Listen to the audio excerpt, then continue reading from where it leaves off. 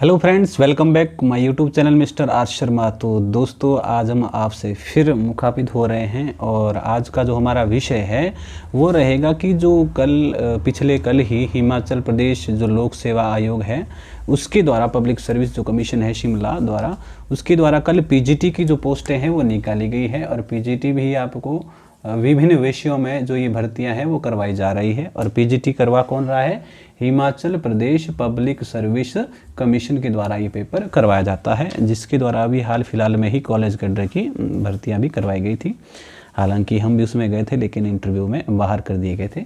चलिए, कोई बात नहीं। इसके लिए आपने ध्यान रखना है, जो पीजीटी का पेपर है इसी को लेकर कुछ बच्चों के डाउट चले हुए थे कि सर सिलेबस क्या होने वाला है, पैटर्न क्या रहेगा, पेपर 1 है या 2 है, नेगेटिव मार्किंग है या नहीं है, पहले के मुकाबले अब टफ है या पहले वाला टफ था, और किस तरह से अगर नेगेटिव मार्किंग है वो कितनी है, और अगर आप कोई प्रश्न छोड़ते हैं उसके भी मार्क्स कटेंगे या नहीं कटेंगे। उन सभी चीज़ों के ऊपर हम बात करेंगे। सबसे पहली बात तो आप याद रखें कि आज से, अर्थात जो है आज 18 तारीख है, 17 तारीख से वैसे शुरू हो गया था, लेकिन आज 18 तारीख तो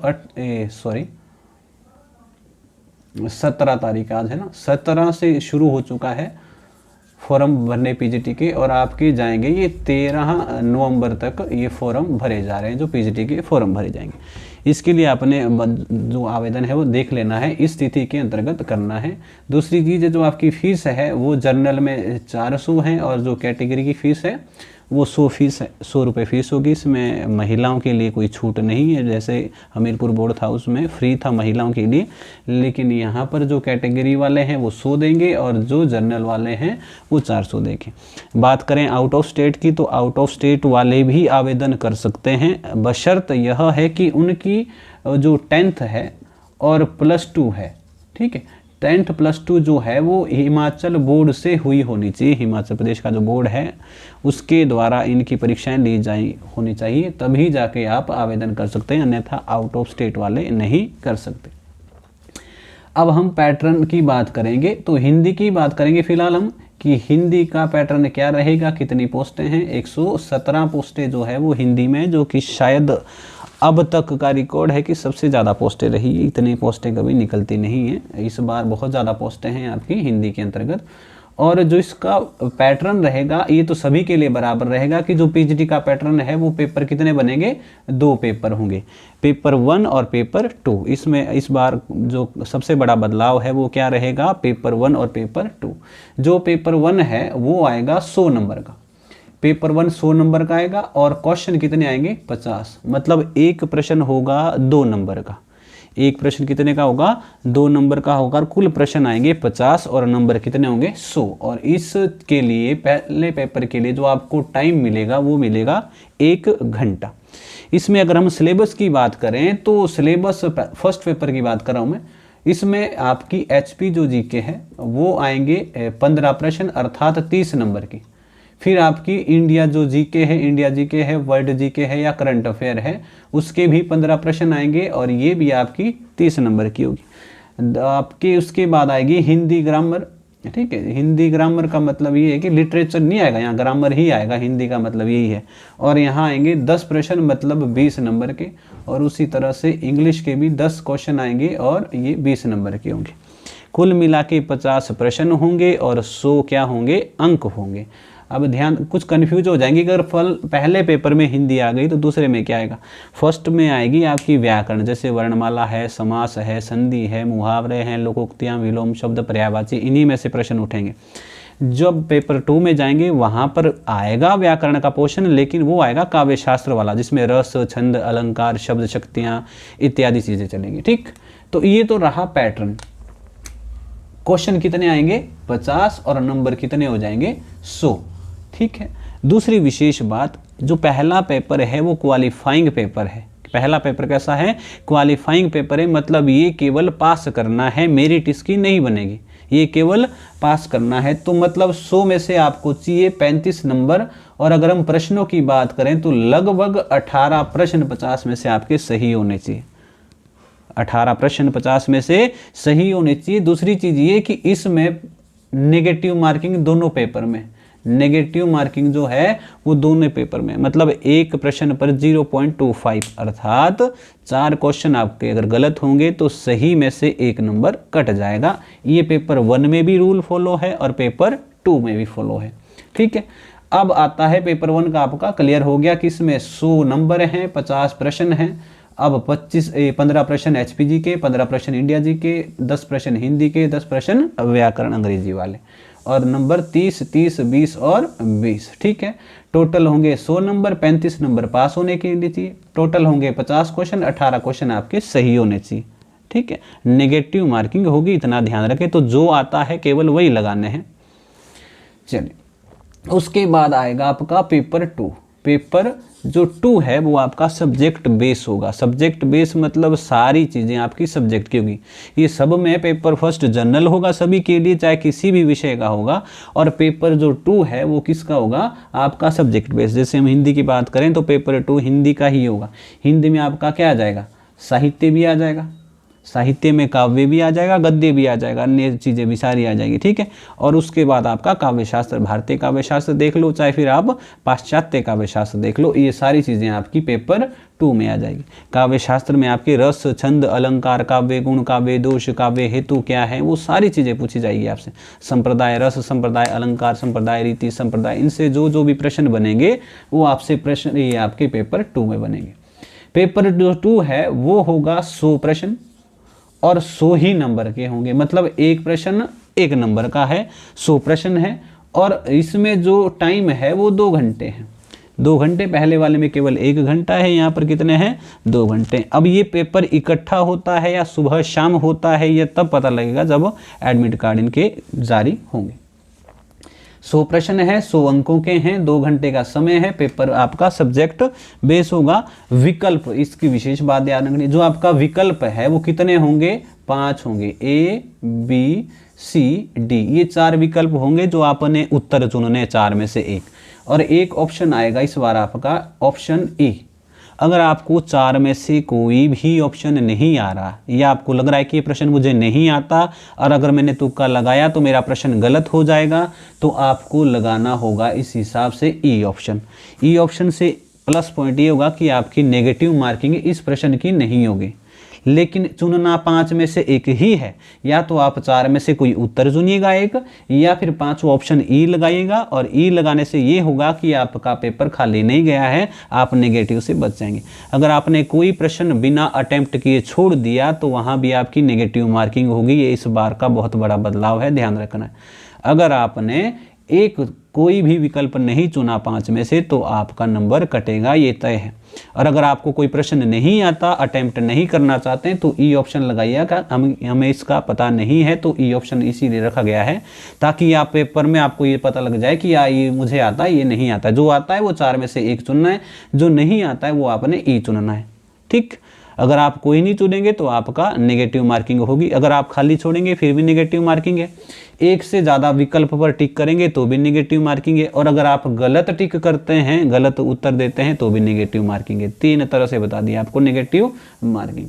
अब इनकी ओर से एक जो रियायत दी गई है वो ये है कि अगर किसी प्रश्न का उत्तर, हो सकता है कभी कभी ऐसा भी हो जाता है कि कोई प्रश्न है और उसके उत्तर कितने आ जाएं, 2 या 2 से अधिक आ गए। मान के चलिए उन्होंने बोल दिया कि बताइए जो रेणुका झील है वो कहाँ है, सिरमौर में है। ऑप्शन दूसरा आ गया हिमाचल में है। तो इस तरह हिमाचल भी सही है और सिरमौर भी सही है।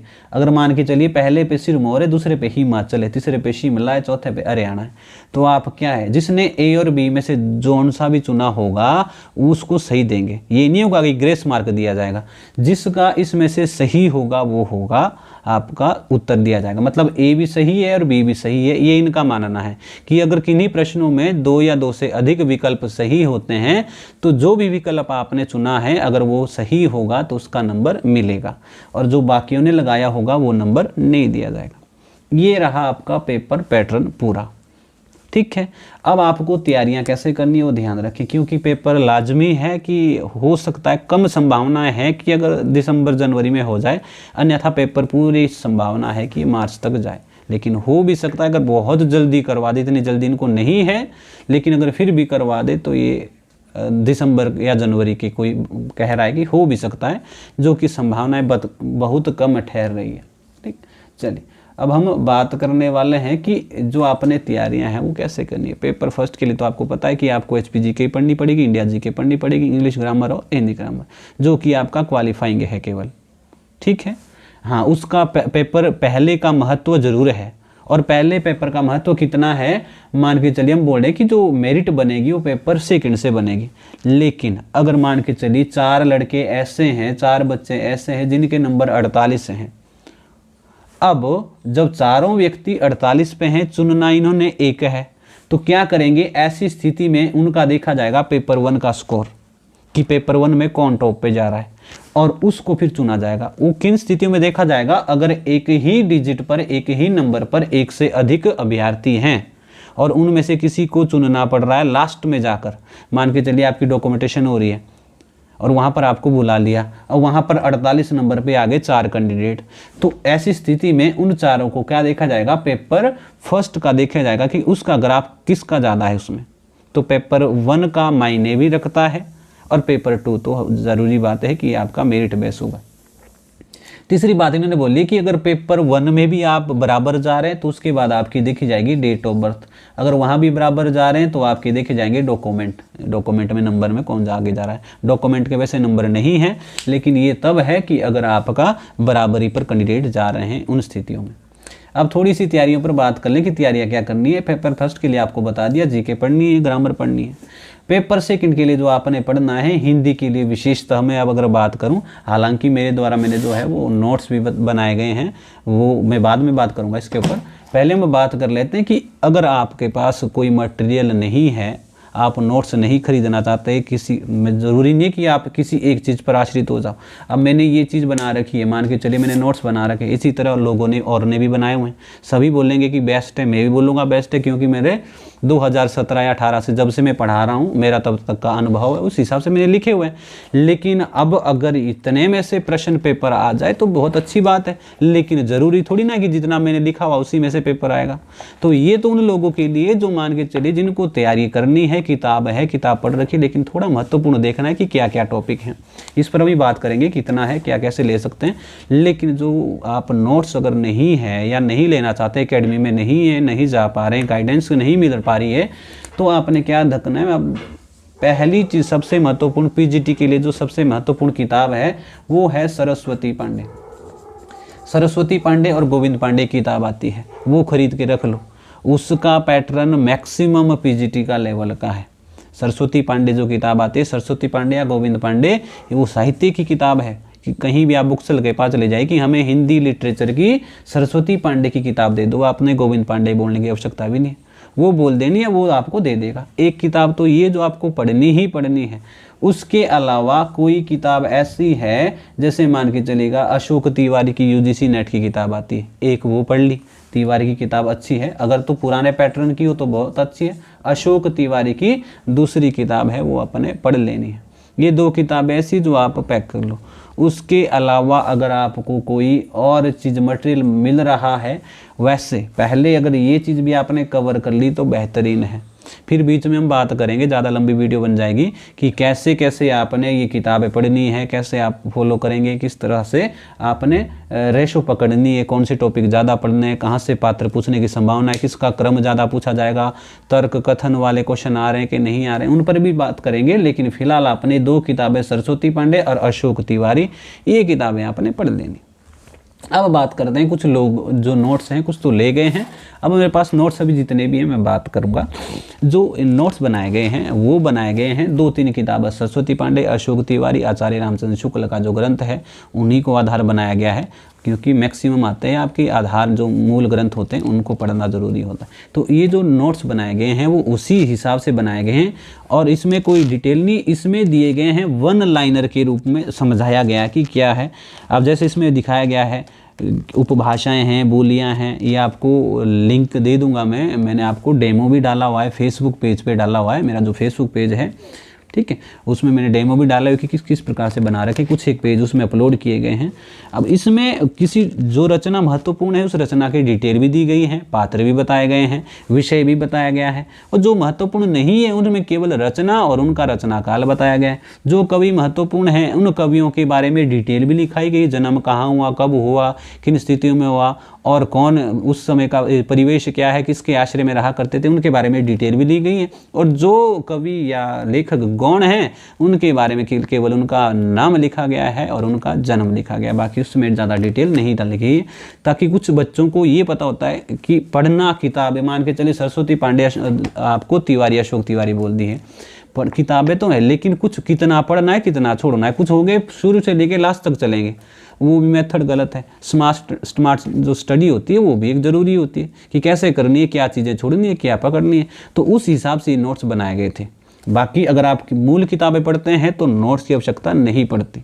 जिसको चाहिए है वो बता सकता है, आपको मैं नंबर लिख देता हूँ, जिसको चाहिए आप मंगा लीजिएगा, ठीक है।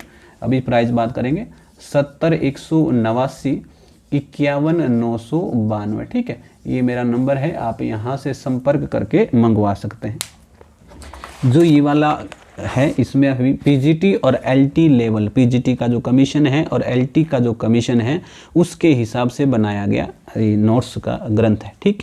इसका जो प्राइस है फिलहाल रखा गया है कि जो आरंभिक, जब अभी कुछ ज़्यादा भी तो 15-20 कॉपियाँ गई है, क्योंकि कल ही मैंने इसका प्रिंट निकाला हुआ था, तो अभी 15-20 कॉपियाँ निकली। स्टार्टिंग की जो 100 कॉपियाँ हैं उसके लिए प्राइस रखा गया है केवल और केवल 450 रुपये, ठीक है। जो लिटरेचर वाला है उसका प्राइस कितना है, 450 रुपये प्राइस है, ठीक है।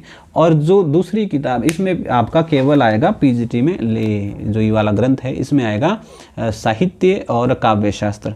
साहित्य में गद्य पद्य सारी चीज़ें आएंगी, अन्य गद्य विधाएँ सारी आ जाएगी, वो सारा इंक्लूड इसमें। पाश्चात्य काव्य शास्त्र दिया गया है, भारतीय काव्य शास्त्र दिया गया है, वो इस किताब में है। और जो इसका प्राइस मैंने आपको बता दिया कितना है, 450। दूसरी जो ग्रंथ है वो है व्याकरण का, ये भी आपके इसी पर्पज से बनाए गए हैं। इसमें आएगी आपकी पूरी वर्णमाला, जितना भी व्याकरण आता है, रस छंद अलंकार शब्द शक्ति, वो वाले टॉपिक आपको इसमें मिलेंगे। और पूरा व्याकरण वो आपको मतलब फर्स्ट पेपर में जो हिंदी आने वाली है वो इसमें आएगी, और जो सेकंड पेपर में हिंदी आने वाली है वो इसकी आएगी, ठीक है। तो ये है 450 का और ये है आपकी 300 की, और वैसे बनते हैं इसका 750 रुपये। अगर कोई दोनों ही ग्रंथ मंगा रहा है, दोनों इकट्ठे मंगा रहा है, तो वो पड़ जाएंगे आपको 600 की। ये ध्यान रखें, अगर दोनों इकट्ठी मंगाते हैं तो 600 की है, और अन्यथा एक किताब मैंने आपको बता दी 450 की है, और एक ये आपकी 300 की। लेकिन मैं बार बार कह रहा हूँ कि नोट्स के भरोसे मैं ये नहीं बोल रहा हूँ कि नोट्स बेकार हैं या नोट्स ही बेहतर हैं। नोट्स अपनी जगह काम करेंगे, किताबें अपनी जगह काम करेंगी। कुछ लोग हैं जो किताब से पढ़ पाते हैं, कुछ लोगों को ये पता नहीं होता कि कौन सी चीज़ छोड़नी है, कौन सी पढ़नी है, उनके लिए ये चीज़ है। या आपने एक बार किताब पढ़ ली, 2 बार किताब पढ़ ली, आपने अब देखना है, रिवीजन करना है, तो उसके लिए ये नोट्स जो है वो बेहतरीन है। मैंने आपको नंबर दे दिया, आप इस पर संपर्क कर सकते हैं जिसने मंगवाना हो। और इसके अलावा यदि आपको कोई भी संशय है कि पेपर को लेकर, तो आप या तो कमेंट बॉक्स पे ज़रूर लिख दें, या इसी नंबर पर आप डायरेक्ट फ़ोन कर लें, मैसेज कर लें, मैं आपसे बात कर सकता हूँ। हाँ, दोपहर में, दिन में मैं एकेडमी में क्लासें लगाने जाता हूँ, वहाँ पर भी बैच चले हुए हैं, कोई पीजीटी का है, कोई एलटी का है, वो अलग अलग बैच चले हुए हैं, वहाँ पढ़ाने जाना पड़ता है। लेकिन अगर आपकी कॉल आएगी तो मैं ज़रूर एक बार वापसी आपको कॉल करूँगा, अन्यथा आप मैसेज डाल सकते हैं। व्हाट्सएप नंबर भी यही है, कॉन्टैक्ट नंबर मेरा यही है, ठीक है। तो मिलते हैं अगली वीडियो के लिए, तब तक के लिए जय हिंद, जय भारत। आपके लिए अग्रिम शुभकामनाएँ। आप सभी अपने इस जो मुकाम है उसको हासिल करें और अपनी मेहनत करें, ठीक है। जय हिंद।